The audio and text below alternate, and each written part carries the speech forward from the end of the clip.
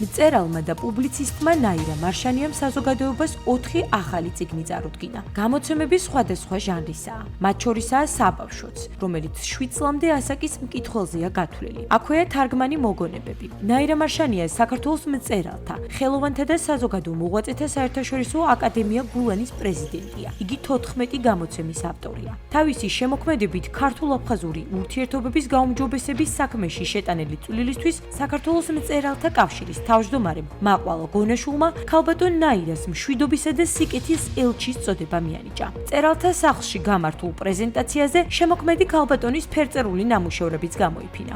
ნაირა მარშანია ჩემთვის ძალიან საინტერესო ადამიანია.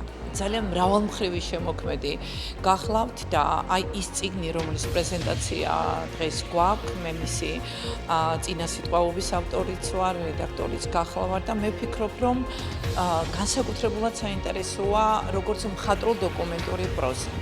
აქ თქვენ შეხვდებით იმდენად მნიშვნელოვან მოგონებებს აფხაზეთის ომთან დაკავშირებით, გარდა იმ ემოციებისა, რომელიც ამ წიგნს აქვს, მას აქვს ეს ძალიან მნიშვნელოვანი დატვირთვა, იმიტომ რომ ძალიან ბევრი რამ აქ არის დოკუმენტური.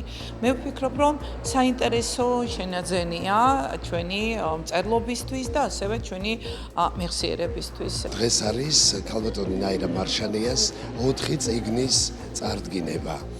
ეს 4 წიგნი შეიქმნა აი ამ 1 წლის მანძილზე.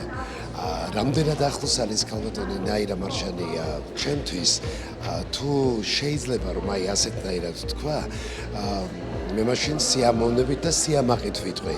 როდესაც ვკითხულობდი ქალბატონი ნაირა მარშანიას შემოქმედებას მოთხრობებს, ცრემლის გარეშე ვერცერთი მათგანი ვერ დავასრულე. აქ არის ჩემი განცდები, ჩემი თვალით დანახული ომის დროინდელი კადრები, ჩემი ესე იგი ტკივილი და ის წარსული, რაც იქ ჩვენ დავტოვეთ და რაც ჩვენ ომმა მოგვიტანა. მომიწყვის ძალიან ბევრი ლექსები, ძალიან ბევრი ჩანახატები, წერილები, ჩემი შემოქმედების ანალიზები და რო არ გაფანტულიყო სხვადასხვა ავტორების წიგნში იყო, მე გავაერთიანე და აი პატივცემის მიზნით და ჩემი სიყვარულის გამოხატვის მიზნით გავაკეთე ერთი მთლიანი წიგნი და დავარქვი მადლობა სიყვარულისთვის და მართლა მადლობა მათ ჩემი სიყვარულისთვის, ჩემი მოფერებისთვის, ჩემზე ზრუნვისთვის, მათ მე გამოთქვეს, გამაძლიერეს, რაღაც ინსპირაცია მომცეს.